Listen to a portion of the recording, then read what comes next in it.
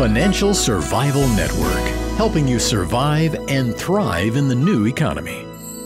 Go to CarrieLutz.com and sign up for 30 free micro trainings on financial survival. 1490 WGCH. This is Carrie Lutz. You're listening to the Financial Survival Network. With me now, Ron Hera of HeraResearch.com. Been a guest on here a number of times before, and he's going to share with you his vision for 2012. Mayan calendar. Is the world going to end on December 21st of this year, Ron? You know, that is my wife's birthday. So if I forget to get her a gift or flowers, it'll end for me, I'll tell you that. I'd have to say you should still get her a gift, because I don't expect the world to end on December 21st, 2012. There are several reasons for that. I'd rather not even really go into it, but obviously there have been several calendars throughout history. The Mayan calendar is just one of them. It's rather interesting how it works in terms of calendar cycles. There's an end of a calendar cycle. There really just aren't any Mayans left to continue that calendar, so I think I've said enough. Yeah, we don't really know what the heck happened to those guys, where they went and what happened to them, but somehow the calendar has lived. That seems to be their main legacy. But getting on to important things is, what do you think the economic outlook is for 2012? What do you think our leaders are doing right and doing wrong? And what should you do to prepare for the possibilities of global financial collapse? Well, first of all, there hasn't been much of a recovery, if any. And really, a lot of the talk from experts and gurus really is about the recovery, sort of post-recovery, and people are puzzling over why, since there has been a recovery, the stock markets haven't done better.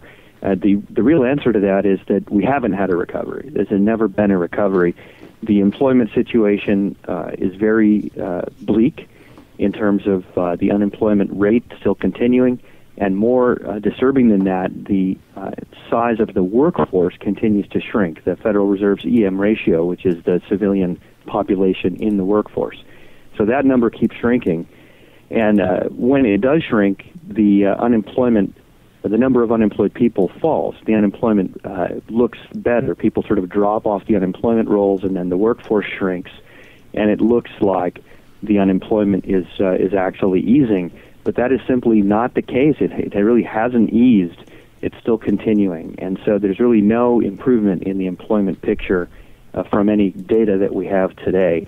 And there's no reason to expect that because the business environment is still extremely negative. Right. And in fact, unemployment is actually going up, but it's concealed because as people stop collecting unemployment, they're dropped from the official workforce stats. So therefore, they're claiming that unemployment's down to 8.6%. But like you said, the percentage of the workforce, the eligible, able-bodied workforce, is actually dropping the number of people employed. And that is alarming because it's a first in post-World War II America where you've seen the numbers, just implode. And I think you look at John Williams' shadow stats.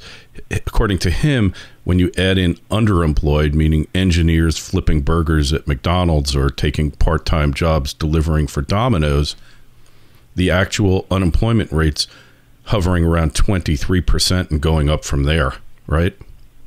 Yeah, that's exactly right. I mean, if unemployment were measured today the way that it was before various statistical adjustments were applied to those numbers, the actual rate of unemployment would be over 22%, I believe, right now. It's the official U6 unemployment is actually about 16%, which is closer to the way it used to be measured. But what's reported in the headlines, of course, is the unemployment rate, which is the smaller percentage of the workforce, the people who are currently basically collecting unemployment benefits. So that's not a very meaningful number. It's roughly half of what the Bureau of Labor Statistics considers to be the real number, which would be the 16% number. And even that is substantially less than the way unemployment used to be measured, which used to include basically the people who are eligible for work that are not working. and now no longer counted as part of the workforce. This is a very serious problem, and it's even worse for, it's a structural problem, and it's even worse for young people who really don't have much of a chance. You've got older people who are basically their careers have ended prematurely.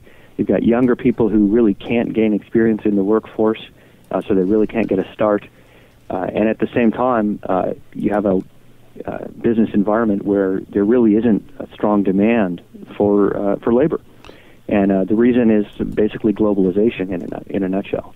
Right. And you also see older people who weren't really ready to retire, but their jobs are evaporating. So even though they're 62, not 65, they put in for the Social Security and they just leave the workforce because Social Security is better than nothing.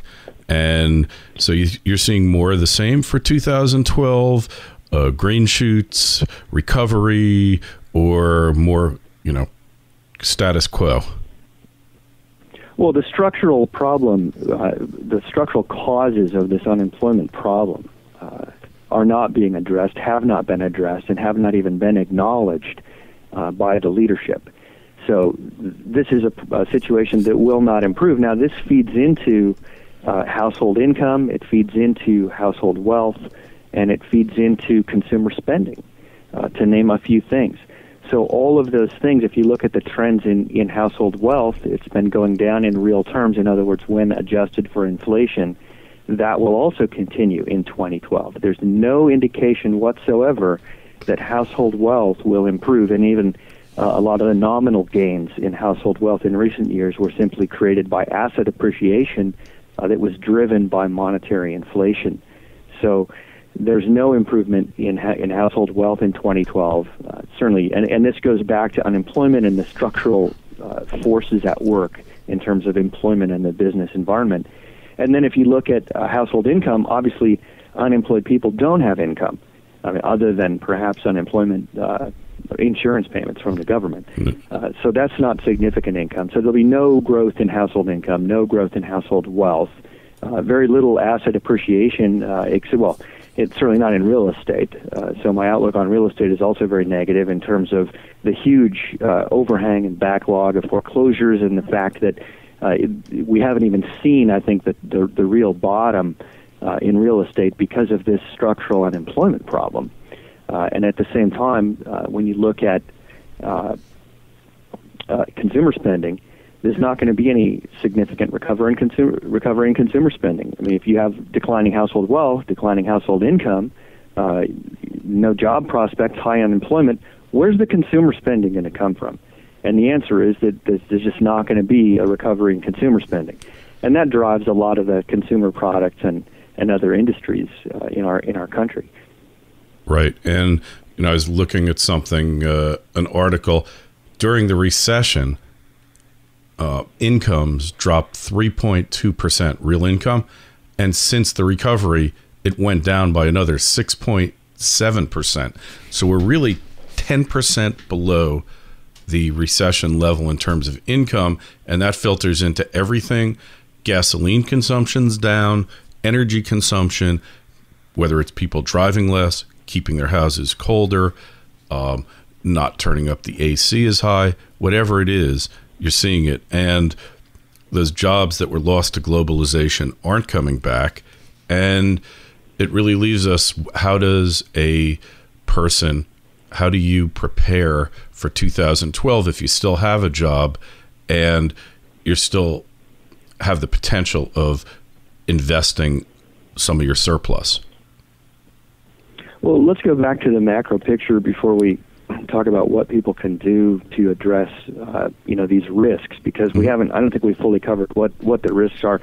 So my outlook for 2012 is really negative on all fronts as far as, unemployment, household wealth, household income, in terms of GDP growth. If you look at the gross domestic product, in other words, how will the economy overall be doing in 2012?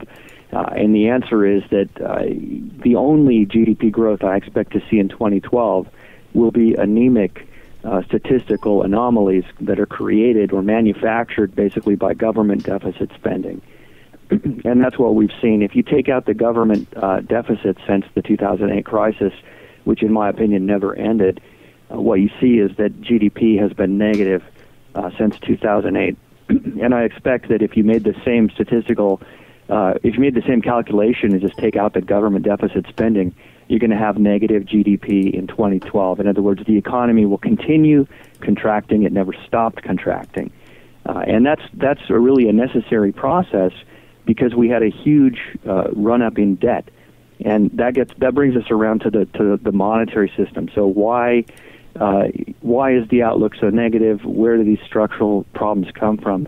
And these structural issues that we're talking about really go back to the root of the problem, which is the monetary system and the fact that we have a huge amount of debt in the economy. If you actually look at the total amount of debt in the economy, both private debt and business debt and also government debt, and that would be at all levels, state, federal, et cetera, what you see is that GDP growth, the debt level has pulled away from the actual economy or economic growth, GDP, and it pulled away in an exponential function. And this actually is related to the structure of the monetary system. Why did that happen? How could you have an exponential function increasing the debt level relative to the size of the economy?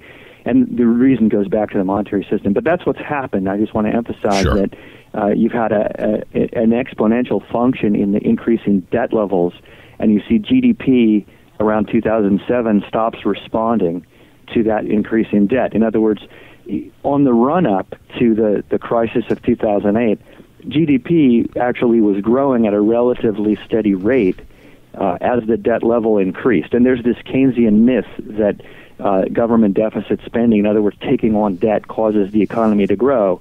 Well, of course, statistically, it causes the economy to grow because it stimulates economic activity as far as there's more money circulating through the economy. But in reality, you're burdening the economy with debt. And so you don't have sustainable growth. You don't have real growth. It's mainly or largely a monetary phenomenon. And so you see that if you actually look at the data with respect to the GDP growth versus the total amount of debt in the economy, that's a deep structural problem, just like the unemployment problem is a deep structural problem. And there's nothing that's being done to address that in terms of government policy. Right. And until the underlying policies that spawned this geometric increase in debt are changed, stopped, eliminated, really there's no hope for any recovery. And what you're describing is like drug-resistant tuberculosis or what they have in these hospitals. They put so many antiseptics down that the bugs develop resistance to it. And here, what we've seen is that the economy has developed a resistance to the new funny money that they just print up out of thin air because it's not increasing wealth and it doesn't really cure the underlying disease. It just really makes it worse. So we're in the terminal stages, right? Well, in effect, yeah. I mean, there's a really several issues here, and there's a gross misunderstanding about what wealth is and where wealth comes from.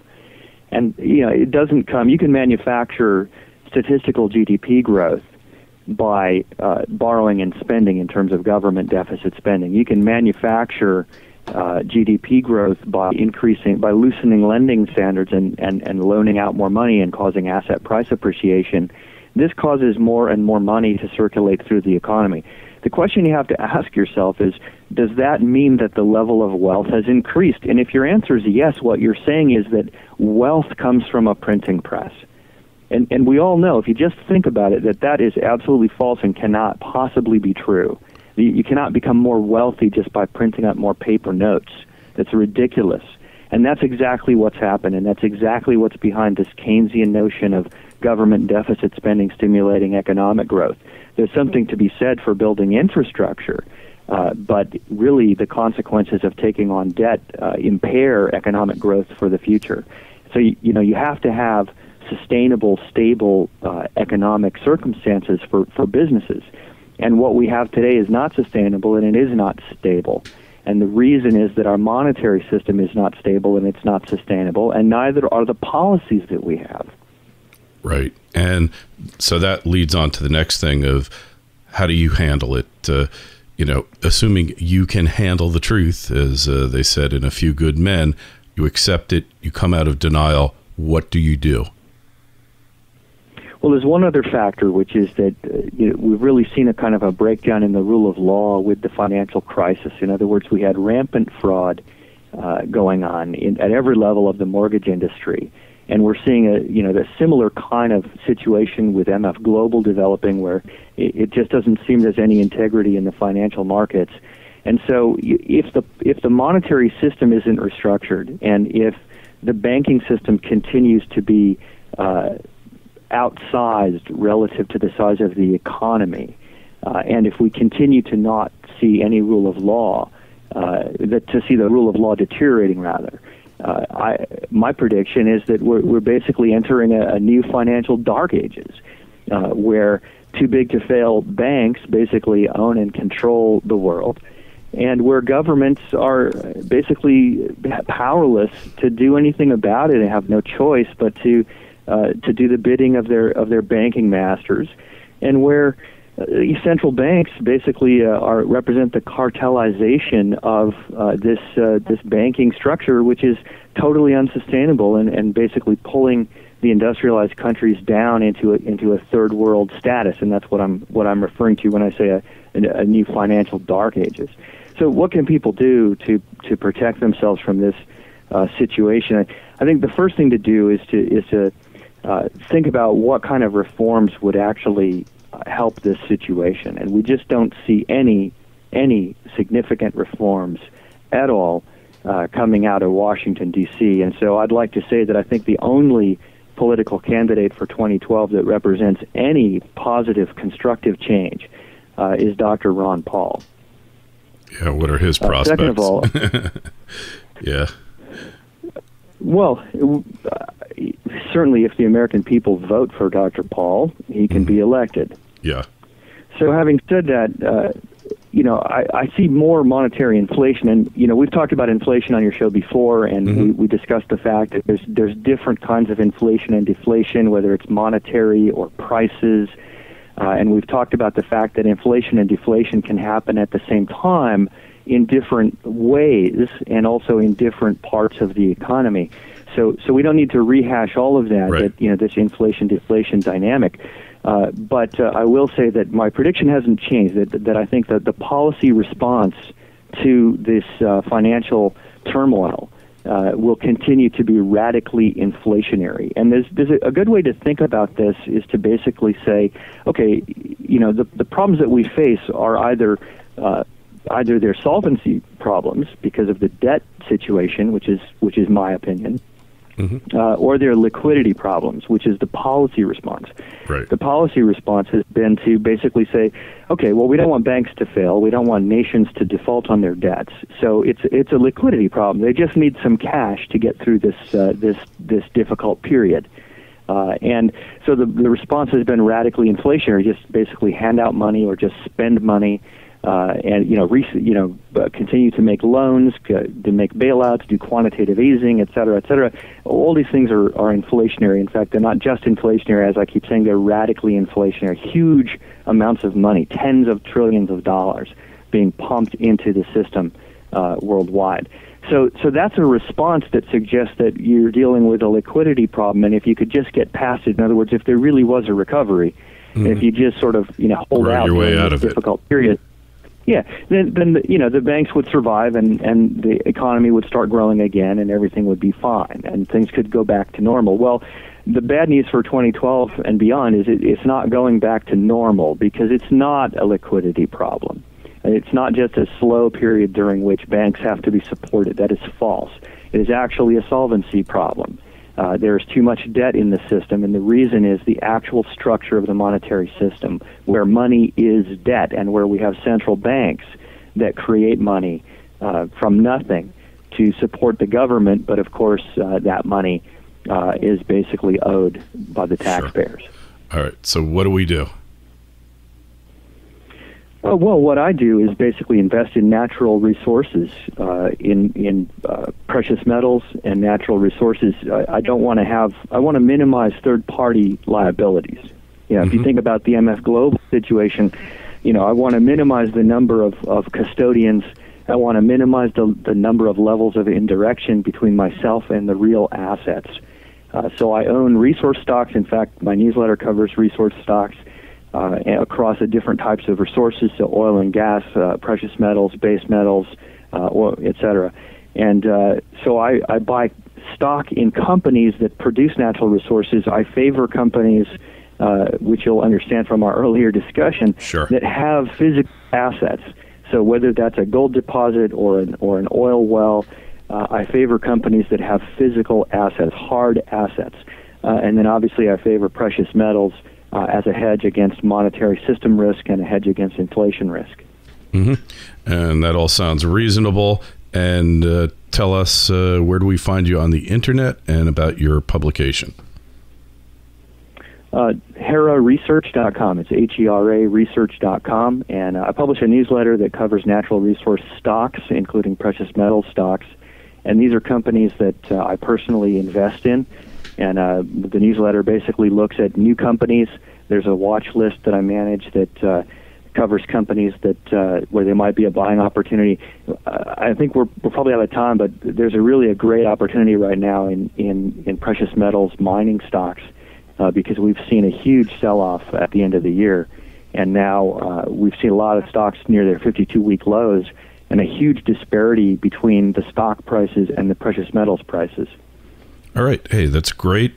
We've got a link to your site on kerrylutz.com in the resource section, and we'll have you on again, hopefully another month or so, to try to get an idea of where the trends are heading for the new year. And Happy New Year to you and yours, Ron. All right. Thanks for having me on.